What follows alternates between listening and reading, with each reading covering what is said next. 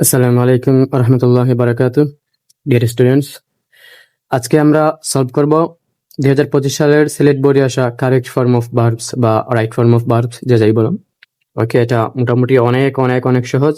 এখানে একটাই রুলস থেকে মোটামুটি 9টা বা 10টা রাইট ফর্ম অফ ভার্বস আসছে এবং সেই রুলসটা খুবই খুবই সহজ। তোমরা জানো যে ভার্ব সিঙ্গুলার হলে সাবজেক্ট সিঙ্গুলার আর ভার্ব প্লুরাল হলে সাবজেক্ট প্লুরাল। আমি এটা অবশ্যই আলোচনা করে দেবো। তার আগে এই যে একটা রুল, সেটা একটু ডিটেলস তোমাদেরকে জানাতে চাই। তোমরা একটু খেয়াল করো।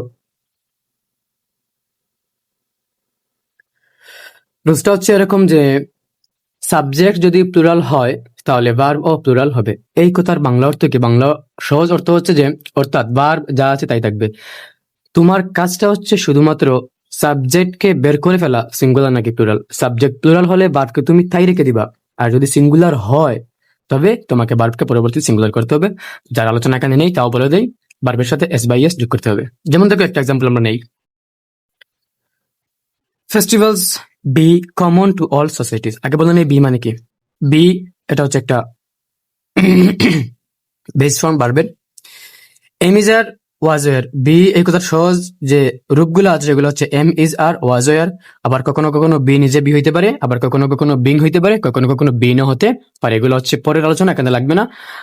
আমি আলোচনা করেছিলাম প্রিভিয়াস ভিডিওতে, তোমরা দেখে নিও। তাহলে festivals be common to all societies, উৎসব সমূহ কমন সাধারণ টু অল সোসাইটিস, প্রত্যেকটা সমাজে প্রচলিত বা কমন বলা যায়। ওকে, এখন দেখো তো ফেস্টিভ্যালস এই ওয়ার্ডটা কিন্তু প্লুরাল। কিভাবে? উৎসব সমূহ একটা এস আছে, সাবজেক্টের সাথে এস বা ইএস থাকলে সেটা কি হয়? অবশ্যই অবশ্যই প্লুরাল হয়। তাহলে আমি এখান থেকে কি নিব? যেহেতু এই সেন্টেন্সটা প্রেজেন্ট টেন্সে আছে, আমি কি করবো? এমিজার থেকে একটা নিব। যেহেতু ফেস্টিভ্যালস প্লুরাল, তাহলে আমি এখানে কি নিব? এমিজার থেকে আর ই নিব। So festivals are common to all societies. তারপরে যে সহজ রুলসটা একটু তোমরা পারো না, প্যাসিভ ভয়েস হলে অলওয়েজ ভার্বের বিয়ে হয়। আমি কিভাবে চিনবো সাবজেক্টটা প্যাসিভ কিনা? Most of the cases by দেয়া থাকবে। অনেক ক্ষেত্রে বাই থাকে না, বাট বাই দেয়া থাকলেও থাকতে পারে। মোস্ট অফ দি কেসেস থাকবে। এখন দেখো আমরা একটু সলভ করি। তোমরা মাথায় রাখবা যে গ্রামার পারার সাথে সাথে বাংলা পারাটাও খুবই ইম্পর্টেন্ট। ইংরেজি পারার ক্ষেত্রে বাংলা পারাটাও কি খুবই খুবই ইম্পর্টেন্ট। দেখো, ফেস্টিভ্যালস এটা তো শেষ। Festivals are common to all societies and cultures with the change of social and economic structures. With the change পরিবর্তনের সাথে, of social and economic structure সামাজিক এবং অর্থনৈতিক কাঠামোগুলোর পরিবর্তনের সাথে সাথে। দেখো তো, আমরা কিন্তু এরকম যদি তুলনা করি যে পরিবর্তনের সাথে আরো কোনো কিছু একটা পরিবর্তন হচ্ছে, যদি আমরা এরকম কিছু বলতে চাই যে তার পরিবর্তনের সাথে সাথে তার ছোট ভাইয়ের পরিবর্তন হচ্ছে কিসের? বিহেভিয়ারের। সেক্ষেত্রে আমরা বলি হচ্ছে। এই যে হচ্ছে, এটা কিন্তু কন্টিনিউয়াস সেন্স। হ্যাঁ, আমি ভাত খাচ্ছি, তুমি স্কুলে যাচ্ছ। সেক্ষেত্রে দি nature of festivals also change. The nature প্রকৃতি অফ ফেস্টিভ্যালস, তাহলে সামাজিক এবং অর্থনৈতিক কাঠামোর পরিবর্তনের সাথে সাথে প্রকৃতি অফ ফেস্টিভ্যালস, উৎসবের প্রকৃতিগুলোও, উৎসব সমূহের প্রকৃতিও পরিবর্তন হচ্ছে। এক্ষেত্রে দেখো অলসো দেওয়া আছে আগে, তুমি কি করতে পারো? ইংলিশ গ্রামারের রুলস অনুযায়ী অক্সিলারি ভার্ব অলসো হচ্ছে একটা adverb. Auxiliary verb plus adverb plus হচ্ছে মেইন ভার্ব। আমি যদি এখানে অলসো ইজ চেঞ্জিং দেই, আমি তো চেঞ্জিং অবশ্যই দিব। আর ইজ কেন দিব? কেননা সাবজেক্টটা হচ্ছে nature of, not festival. Subject হচ্ছে দি নেচার, প্রকৃতি। ফেস্টিভ্যালস দেখে তোমরা অনেকেই ভুল করবা, মনে করবে এটা প্লুরাল সাবজেক্ট। না, অফ ফেস্টিভ্যালস এটা সাবজেক্ট না, সাবজেক্ট হচ্ছে the nature. Car nature? Of festivals এর। তাহলে সাবজেক্ট হচ্ছে দি নেচার। যদি সাবজেক্ট দি নেচার হয় তাহলে তো অবশ্যই সিঙ্গুলার। তাহলে আমি কি করবো? এমিজার থেকে অবশ্যই ইজ নিব। আর চেঞ্জিং তো আসবে, কেননা be one plus ING. So also is changing হবে না, সেটা হবে ইজ অলসো চেঞ্জিং, কেননা রুলসটা হচ্ছে auxiliary verb plus adverb plus be one plus ING. আমি এখানে লিখে দিব is also, CHANGING, is also changing. বাংলাটা হচ্ছে এরকম যে সামাজিক এবং অর্থনৈতিক পরিবর্তনের সাথে সাথে উৎসবের প্রকৃতি পরিবর্তন হচ্ছে। বাট কিন্তু some festivals be so deeply rooted in the social organism, কিন্তু কিছু উৎসব বি অর্থাৎ এমিজার থেকে কি আসবে? যেহেতু বাট সাম ফেস্টিভ্যালস প্লুরাল, তাহলে এখানে কি আসবে? অবশ্যই অবশ্যই আর আসবে।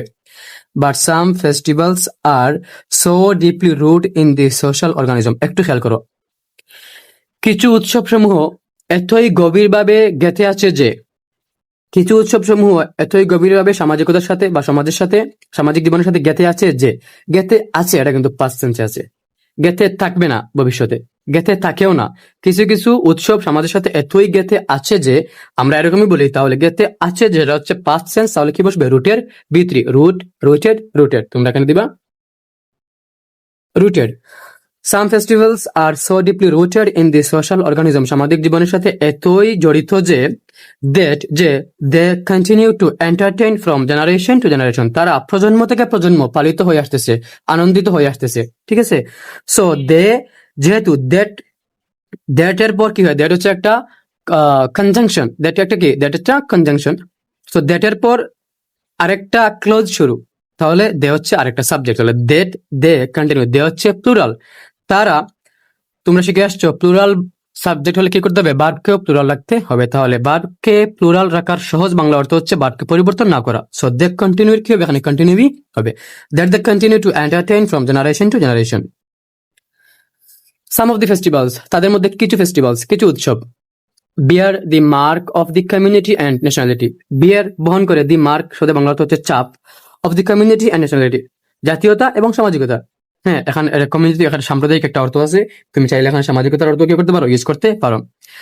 সাম অফ দি ফেস্টিভ্যালস, এই উপরের ফেস্টিভ্যালস গুলোর কিছু ফেস্টিভ্যালস বিয়ার বহন করে, ফেস্টিভ্যালস যেহেতু প্লুরাল তাহলে কি বসবে? এখানে বিয়ারই বসে যাবে। Festivals bear the mark of community and nationality, উপরের উৎসবগুলোর মধ্যে কিছু কিছু উৎসব, যে উৎসবগুলো সমাজের সাথে গেঁথে আছে, তাদের মধ্যে কিছু কিছু উৎসব বহন করে জাতীয়তা এবং সামাজিকতার চাপ। সাম, কিছু। সাম বলতে এখন কাকে বোঝাচ্ছে? সাম নিজেই কি? সাম নিজেই হচ্ছে একটা প্লুরাল সেন্স। এখন মাথায় রাখবো তোমরা, সাম প্লুরাল বা সামবডি সিঙ্গুলার, সাম প্লুরাল সামথিং সিঙ্গুলার, সাম প্লুরাল সামওয়ান সিঙ্গুলার। সো সাম যেহেতু প্লুরাল তাহলে কি বসবে? হ্যাভের হ্যাভই বসে যাবে।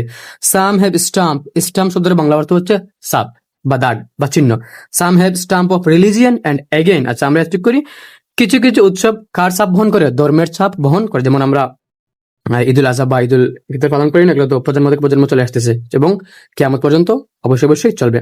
অ্যান্ড এগেইন, এবং আবার, সাম বিয়ার দি ইমপ্রেশন অফ পলিটিক্স, এগেইন সাম, এবং কিছু কিছু বিয়ার বহন করে দি ইমপ্রেশন, প্রভাব অফ পলিটিক্স, রাজনৈতিক প্রভাব।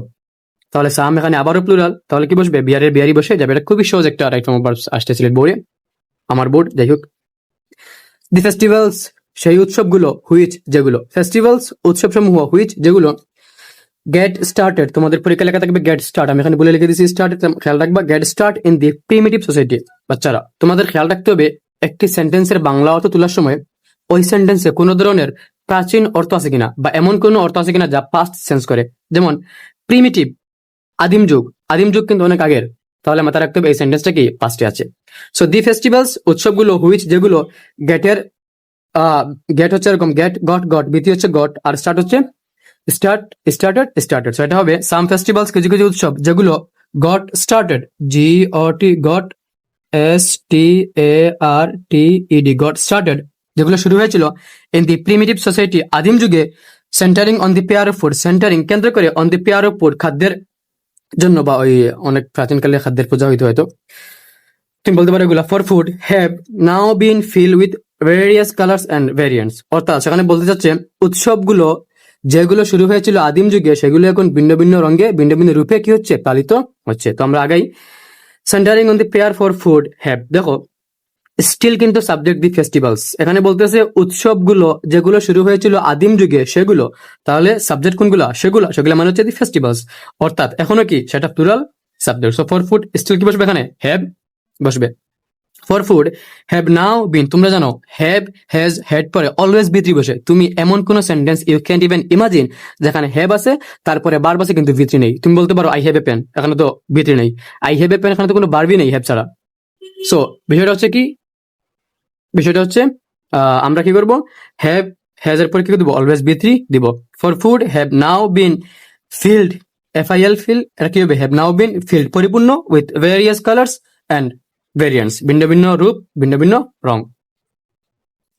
So the main foundation of festivals be ritual, the main foundation, খেয়াল রাখতে হবে এখানে সাবজেক্ট হচ্ছে the main foundation, not festivals. আগেও ছিল এরকম যে the nature of festivals, subject ছিল কি? The nature. এখানেও দি মেইন ফাউন্ডেশন, মূল ভিত্তি, অফ ফেস্টিভ্যালস উৎসব সমূহের মূল ভিত্তি, বি রিচুয়াল, রিচুয়াল শুধু বাংলা অর্থ হচ্ছে আচার অনুষ্ঠান। তাহলে যেহেতু সাবজেক্ট হচ্ছে সিঙ্গুলার, দি মেইন ফাউন্ডেশন, তাহলে আমরা কি দিব? এমিজার থেকে একটা নিয়ে আসবো।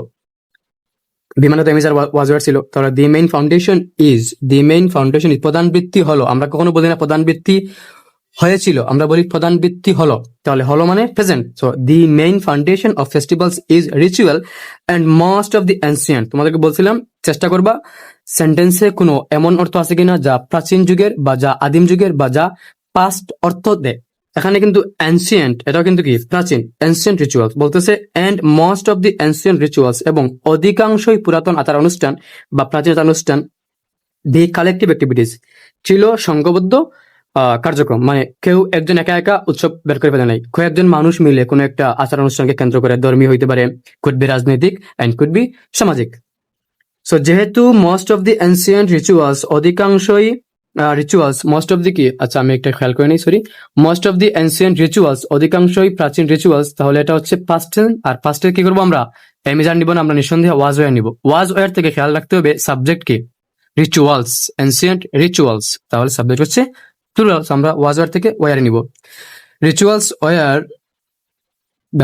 War collective activities, many of the rituals, তাদের মেনি অফ দি রিচুয়ালস, এই রিচুয়ালস গুলার অনেক rituals were relate to agriculture and were determined by lunar months. এটা হচ্ছে চন্দ্রগ্রহণের মাস যেগুলো আছে, চন্দ্রগ্রহণ, সেগুলো তো এই প্রাচীনকালে তো এগুলো দিয়ে পূজা হইতো। তো তুমি এখানে কিভাবে বুঝবা কি বসবে, তোমাকে বলছিলাম পেসিভে বাই থাকে, দেখো এখানে পেসিভ আছে এবং বাই আছে, তাহলে বাই মানে কি পেসিভ, আর পেসিভ মানে কি ভিতরি। So were related, RELATED, related to agriculture and were determined by lunar months, নির্ধারিত। তো বাক্যের বাংলাটা হচ্ছে এরকম যে তাদের অনেক আচার অনুষ্ঠানগুলো হচ্ছে ওয়ার রিলেটেড, সম্পর্কিত ছিল এগ্রিকালচার, কৃষির সাথে, এই যেখানে বলা আছে ফুড, হ্যাঁ, এগ্রিকালচার অ্যান্ড ওয়ার ডিটারমাইন্ড, এবং নির্ধারিত ছিল বাই লুনার মান্থস, চন্দ্রগ্রহণের মাস থেকে। যাই হোক, এই হচ্ছে মোটামুটি ভাবে সহজ ব্যাখ্যা, তোমরা হোপফুলি বুঝতে পারছো। যদি না বুঝেও থাকো তাহলে কমেন্ট সেকশনে জানাতে পারো, আমি চেষ্টা করবো তোমাদের আনসার দেওয়ার। ধন্যবাদ।